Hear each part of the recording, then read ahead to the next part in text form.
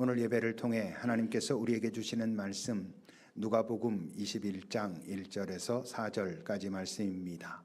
이 살아계신 하나님의 말씀을 신태성 형제가 낭독할 때에 하나님의 음성을 들으시기 바랍니다.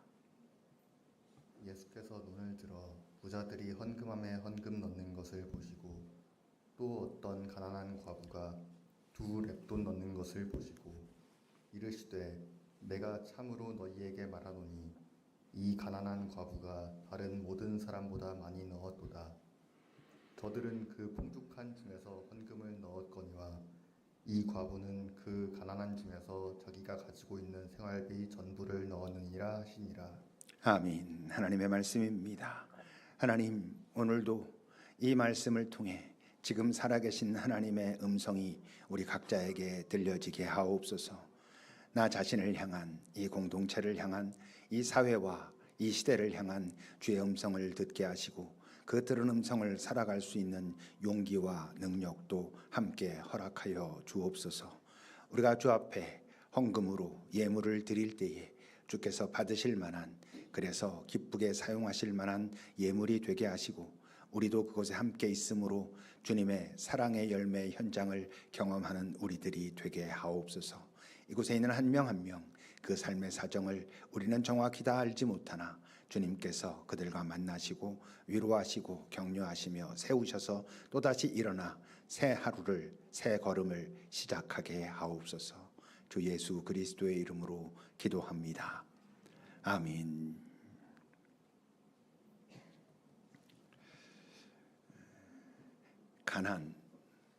가난은 선한 것은 아닙니다. 가난 자체가. 가난이 의로운 것도 아니죠. 같은 이유로 부하다는 것, 부자, 많이 가졌다는 것이 악한 것도 아니고 그것이 정의롭지 않은 것도 아닙니다. 오히려 구약에서는 어떻습니까? 부자가 되는 것, 이런 것을 선한 것으로 말합니다. 왜? 그것을 하나님의 복으로 말하는 것이 아주 많기 때문에 그렇습니다. 근데 왜 그렇다고 했지요? 그것은 구약과 신약의 세계관의 차이가 있기 때문입니다. 구약의 세계는 이 세상이 전부입니다. 하나님의 나라에 대한 개념이 있지만 그 하나님의 나라는 지금 이 세상과 분리되어 있고 그래서 그 하나님의 나라는 죽어서 가는 땅입니다.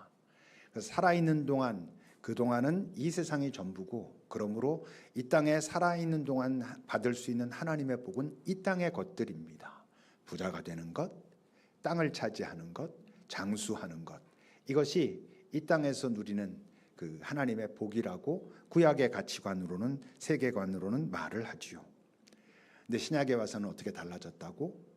예수께서 그 생명을 들고 영원을 들고 이 유한의 땅으로 찾아오심으로 이제 우리 예수를 아는 자들은, 영원을 경험한 자들은 우리의 세계관은 이 땅을 넘어 저 영원까지 확장되었습니다. 통합되었단 말입니다.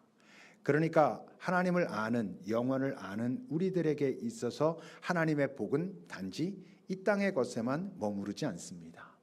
단지 돈이 많은 것이, 많은 땅을, 건물을 가지고 있는 것이, 오래 사는 것이 꼭 하나님의 복이다라고 말할 수 없게 된 것이죠.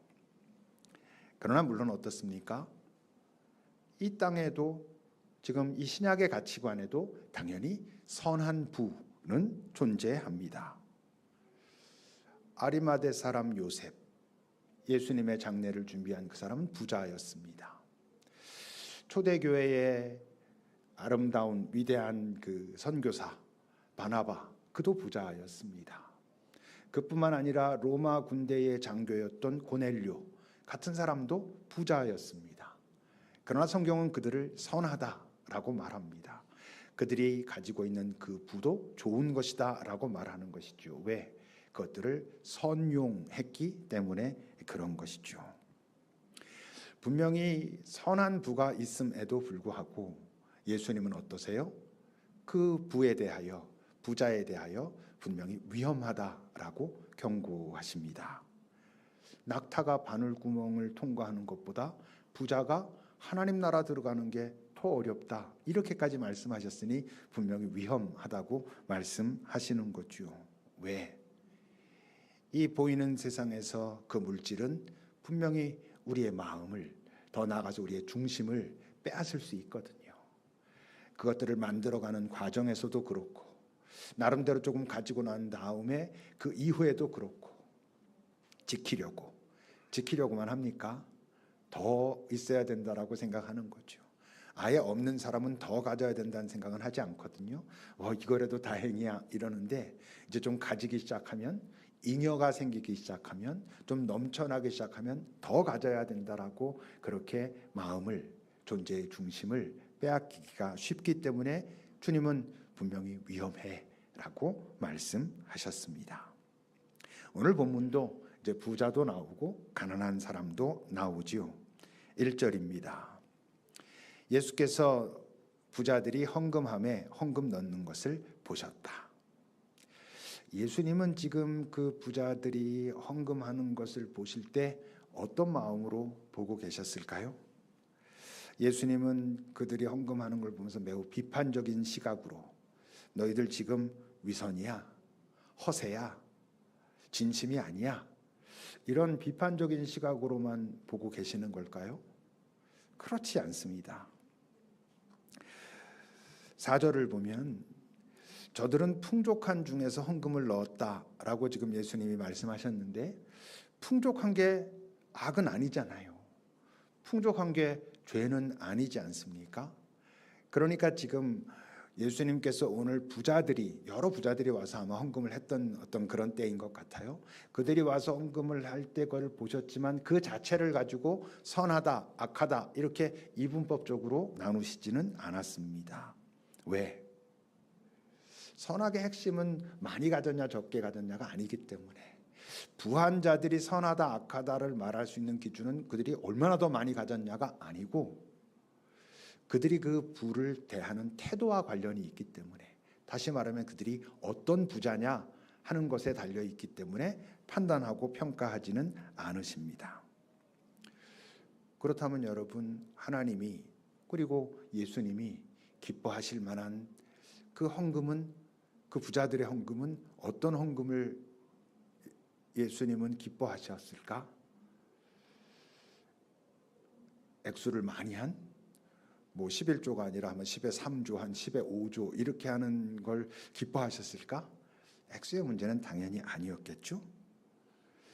하나님이 기뻐하시는, 굳이 구분해서 말하면 부자들의 그 기뻐하시는 헌금이란 단순히 액수의 문제가 아니고, 그 헌금 자체가 아니고, 그들이 가지고 있는 소유를 정말 하나님과 잘 공유하고 있는가?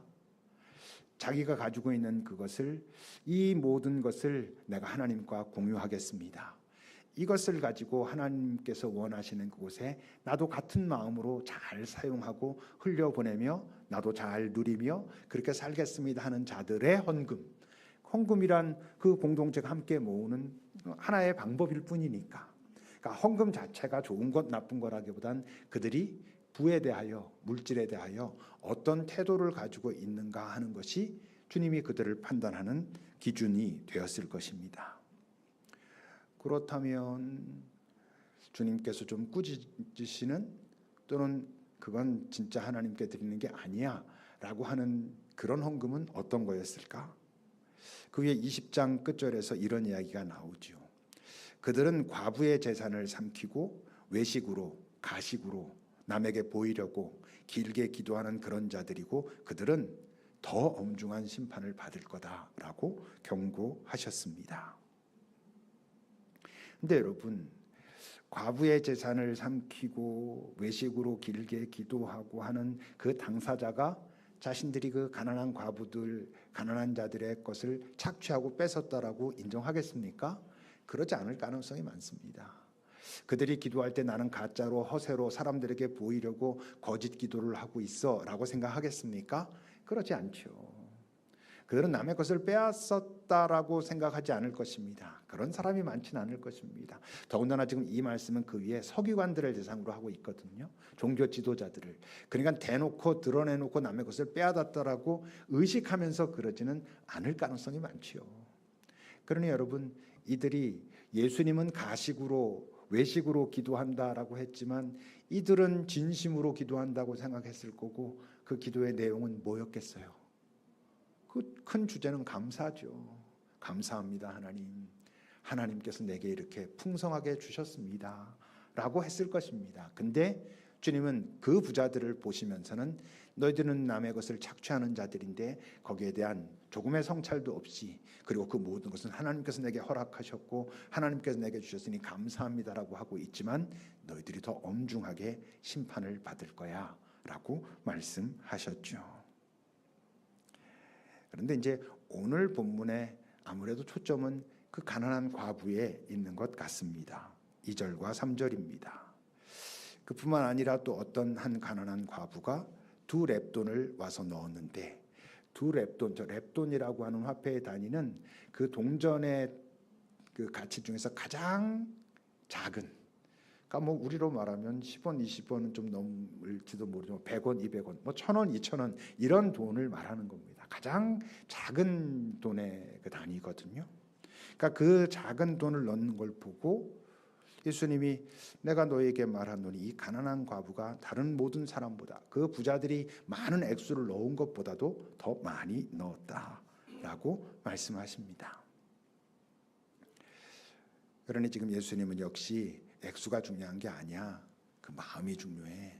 어떤 마음으로, 어떤 진심으로 드리는가 하는 게 그게 중요한 거고, 이 여인은 진심으로 하나님을 사랑하고 하나님께 모든 것을 드리는 마음으로 드렸고, 그러니 더 많이 넣은 거나 마찬가지야 라고 말씀하시는 걸까? 4절의 뒷부분을 보십시오. 4절의 뒷부분입니다. 이 과부는 가난한 중에서 자기가 가지고 있는 생활비 전부를 넣었다. 그런데 지금 예수님이 아주 기뻐하시고 또는 칭찬하시고 흥분하시면서 이 여인의 이 믿음을 봐라. 정말 오직 하나님만 신뢰하고 의지하고 그에게만 모든 걸 맡기고 있는 이 여인을 보라 라고 지금 모델로 삼으시려고 하시는 말씀일까? 여러분, 어쩌면 오늘 예수님은 이 과부를 칭찬하고 계시는 게 아닐지도 몰라요. 칭찬하시는 게 아니라 뭔가 다른 말씀을 하고 계시는 것일지도 여러분 모릅니다. 무엇보다 먼저 도대체 이 여인은, 이 과부는 어떤 마음으로 지금 저런 행동을 하고 있는 걸까? 가진 것도 없는 가난한 여인인데, 의지할 데도 없는 과부인데 생활비라고 남은 그나마 몇천 원을 하나님 앞에 다 드리는 이 여인은 도대체 뭘까요? 그게 하나님을 신뢰하고 있는 중일까요? 결코 하나님은 나를 버리지 않을 것이라고 하는 그런 강한 믿음, 그를 신뢰하는 마음, 나의 모든 것을 하나님께 맡기고 이젠 나는 하나님의 책임하에 두겠다라고 하는 뭐 그런 마음일까? 뭐 아니면 이미 내가 그동안 받은 하나님의 사랑으로 충분함으로 내가 이 땅에서 살든지 살지 못하든지 내가 가진 것이 이거밖에 없는데 이것을 먼저 나를 위해 쓰기보다 하나님께 먼저 드리겠습니다 라고 하는 하나님께 대한 헌신된 마음으로 이렇게 한 걸까? 그래서 여러분, 이 여인은 그 가난한 과부가 자기의 생활비의 전부인 불과 몇백 원, 몇천 원을 들고 하나님 앞에서 다 드리고 난 다음엔 돌아서서 가면서 당당한 믿음으로, 이제 큰 믿음으로 이젠 하나님께서 나를 책임지실 것이다, 그런 모습으로 돌아갔을까요? 여러분, 이 여인의 삶이, 그동안 살아온 이 여인의 삶이 하나님의 사랑, 하나님의 돌봄, 하나님의 위로, 뭐 다른 말로 하면 하나님과의 친밀한 관계, 하나님의 동행, 이런 것을 경험하고 확인하고 자기도 인정하고 그래서 기뻐하고 감사하며 살아왔겠습니까? 아닐 겁니다. 왜냐하면 지금 예수님과 만나고 있는 이 여인, 이 시점에서 볼 때 이 여인은 하나님의 사랑, 하나님의 돌봄, 하나님의 인도, 여기로부터 제외된 여인이거든요. 왜? 지금 신약은 새로운 가치관, 새로운 세계관, 영혼과 열린 그런 세계여서 단순히 가난하다는 것이 죄도 아니고 많이 가졌다는 것도 복도 아닌 그런 가치관을 우리는 갖게 됐지만, 지금 예수님과 만나고 있는 이 여인의 그때의 가치관은 뭐예요? 이 여인은 지금 사람들로부터 어떤 대접을 받아요? 하나님의 사랑받지 못하는 자, 하나님의 버림받은 자, 그래서 저렇게 가난하게 의지할 데도 없이 아무것도 없이 저렇게 살아가고 있는 사람이라고 그 사회에서 말하던 그런 사회였어요. 소외된 여인, 그리고 누구에게도 의지할 수 없는 그런 여인이 지금 저런 행동을 하고 있는데, 내가 그동안 받은 사랑으로 충만하여 감사하여 그동안 나와 함께 하신 하나님께 어떻게 해서 하나님께 모든 걸 드립니다, 이런다고요? 아닐 겁니다. 이 여인의 심정이 뭔가 하는 것을 엿볼 수 있는 장면이 구약에 있습니다. 열왕기상 17장 10절부터 보십시오. 그가 일어나 사르밧으로 갔다. 저 그는 엘리야 선지자입니다.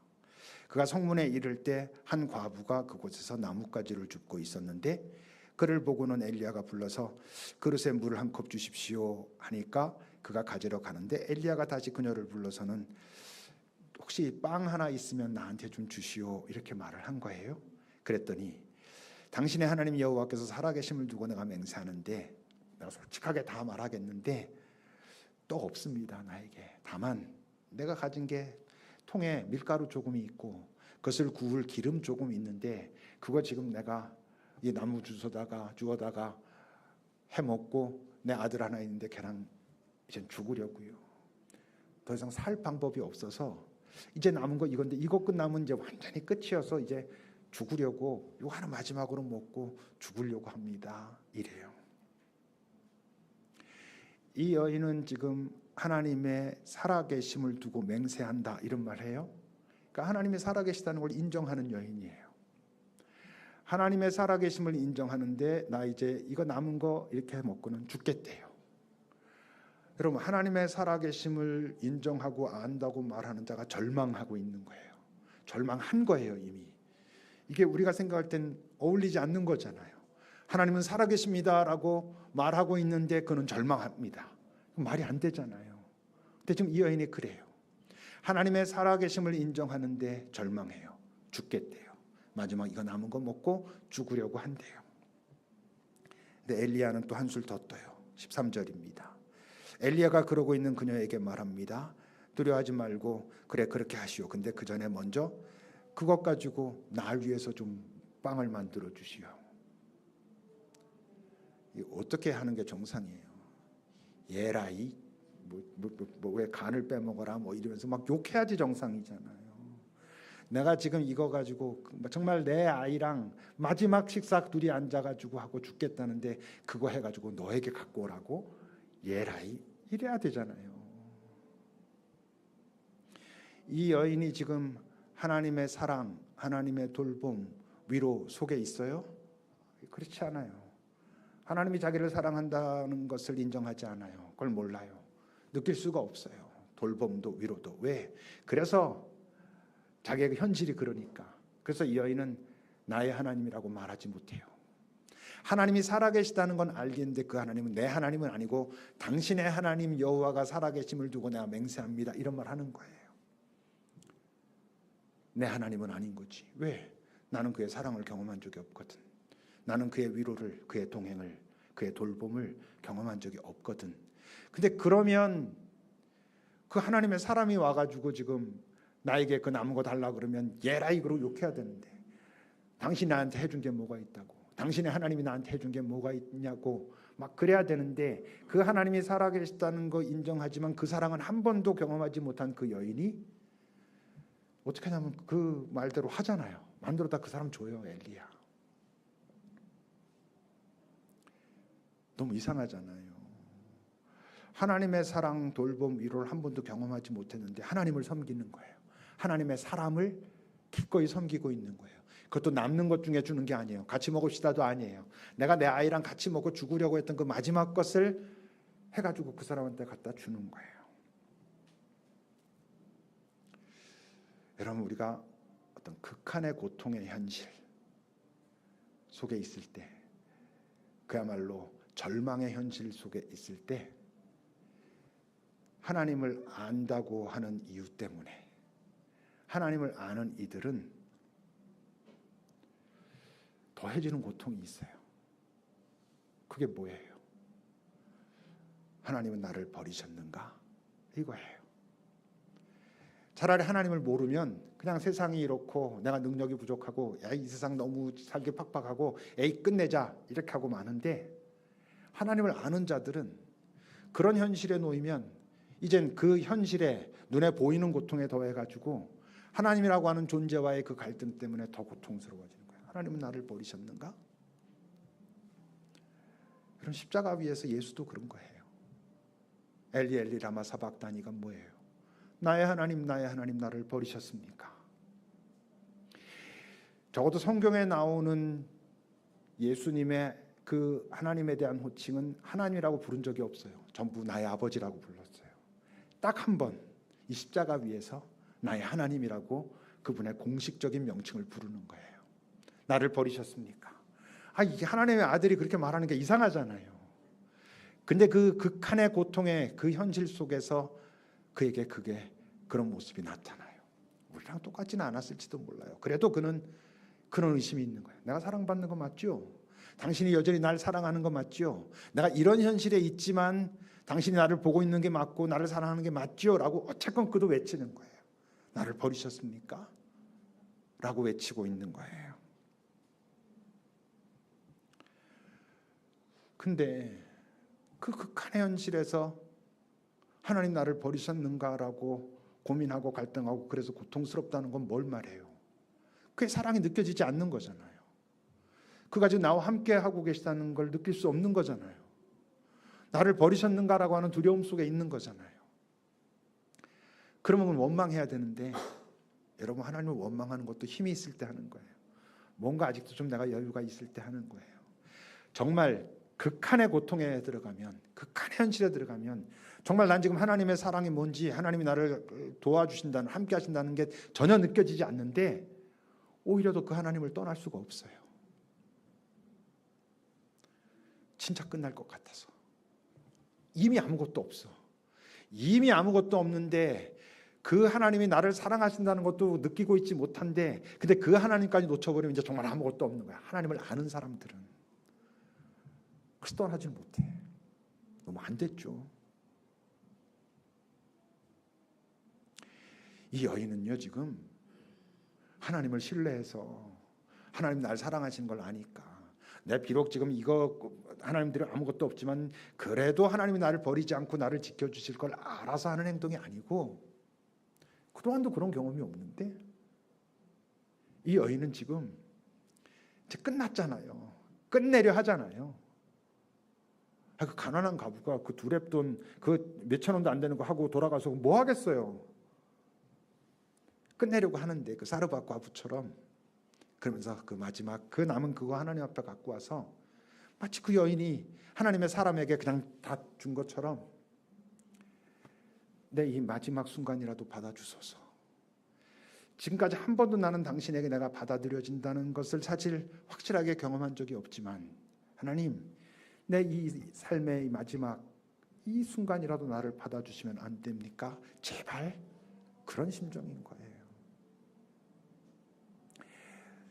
이 말씀을 묵상할 때 그 왜 뭐 송파 세모녀 이런 사건들 많이 나오잖아요. 그런 생각이 났어요. 정말 자기의 두 딸과 이제 목숨을 끊겠다고, 더 이상 살 수 없겠구나 그러면서 자기네들이 다 탈탈 모으니까 70만 원이 남아 있는데 그 70만 원을 그 봉투에 넣어서 유서처럼, 죄송합니다, 이거 그동안 미린 월세랑 공과금으로 써주십시오 하고 자신들의 목숨을 끊은 그 여인들의 그 마지막 심정이 아마 이 과부의 두렙돈을 바치고 있는 그 과부의 심정이었을 거예요. 막 막 당당하게 신나서 주님이 뭐 다 책임져 주시겠지 이런 거 아니고 말이에요. 3절과 4절을 보세요. 다시 예수님이 말씀하세요. 이 가난한 과부가 다른 모든 사람보다 많이 넣었다.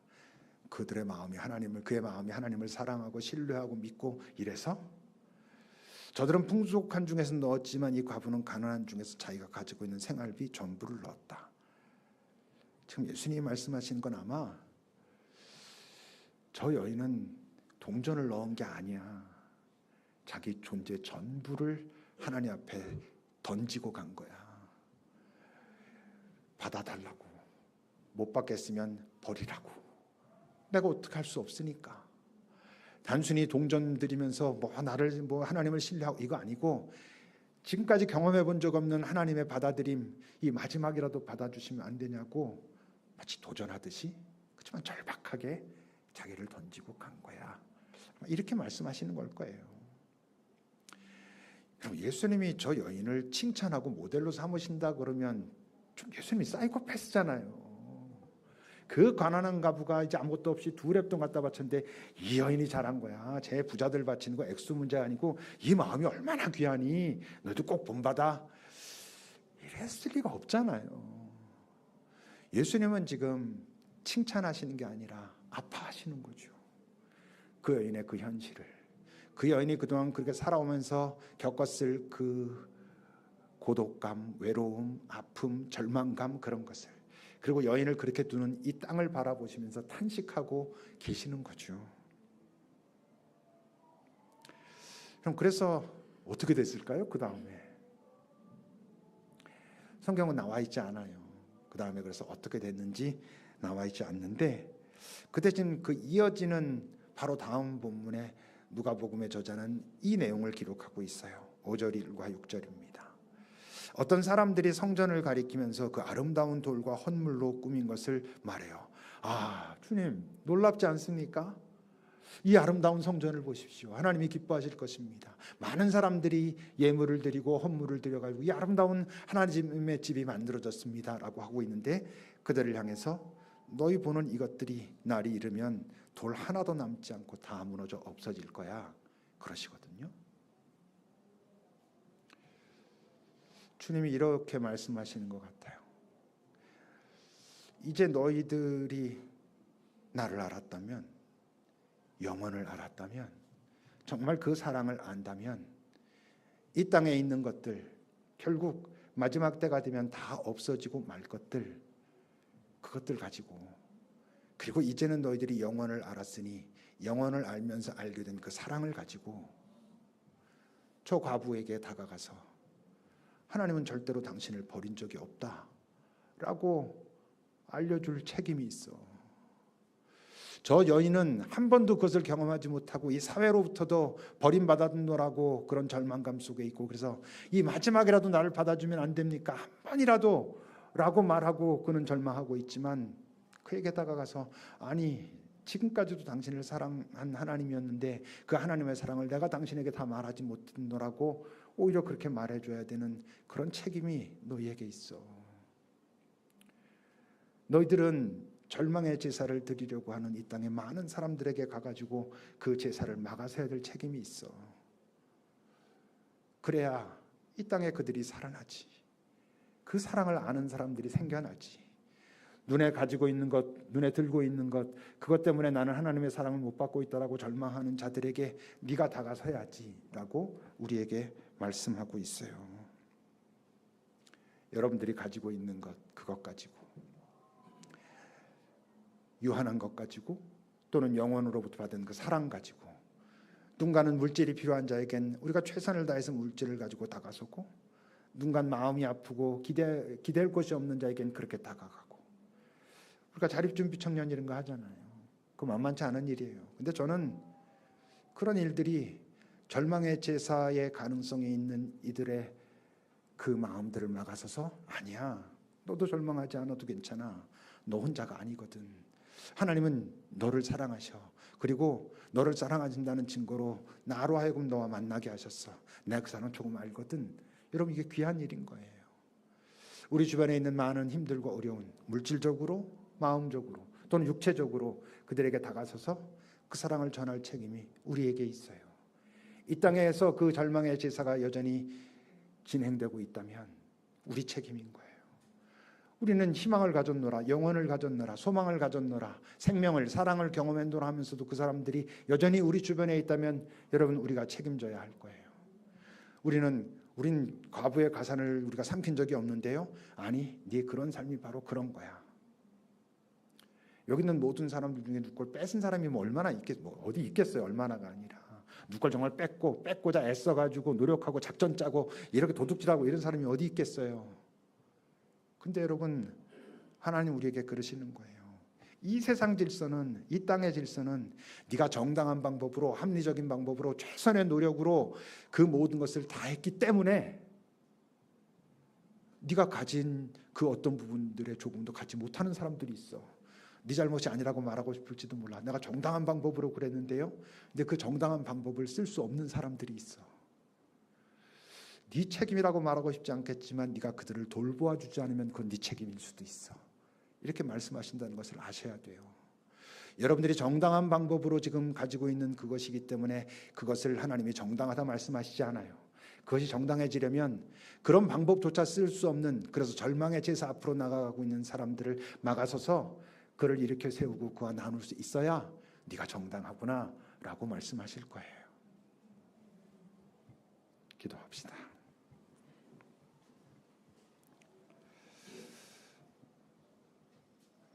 우리 주변에는 정말 절망하고 있는 사람들이 많이 있어요. 절망하는 사람들은 자기가 절망한다는 티를 낼 수가 없어요. 그래서 오히려 더 뭔가를 하려고 하고 애쓰고 아무렇지도 않은 듯 하고 있을지도 몰라요. 그래서 사랑이 없으면, 사랑을 가지고 오래 쳐다보지 않으면 우리도 모르는 채로 그냥 지나갈 수도 있어요. 근데 여러분, 우리 주변에 얼마든지 있을 수 있어요.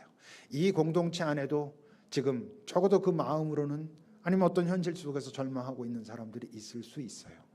내 옆에 그런 사람이 있다면 여러분, 그의 사랑받은, 하나님의 사랑받은 우리들의 책임일 수도 있어요.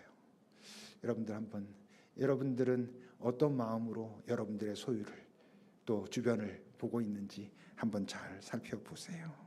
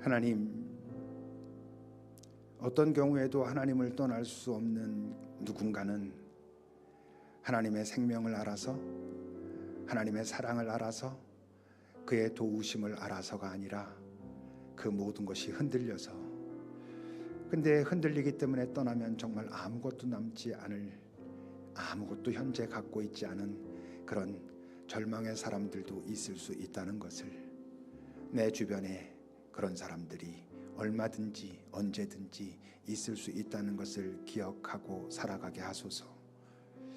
내가 잘못하지 않은 것이 잘 사는 게 아니라는 것을, 내가 내 주변을 돌보고 내 주변에 절망의 제사 앞으로 나가는 자를 막아서지 않는 것이 하나님께서 보실 땐 네가 지금 잘 사는 것 아니야 라고 말씀하실 수 있다는 것을 기억하는 우리들 되게 하소서. 정말 이 땅, 잠시 살다 떠나갈 이 땅에서 그 생명도 알게 된 우리들은 이 땅에서 가지게 된 그 유한한 것으로, 이 땅에서 갖게 된 영원한 것으로 내 주변에 절망하고 있는 자들 옆으로 다가서야 한다는 것을 잊지 않게 하옵소서. 예수님의 이름으로 기도합니다. 아멘. 찬양하시겠습니다.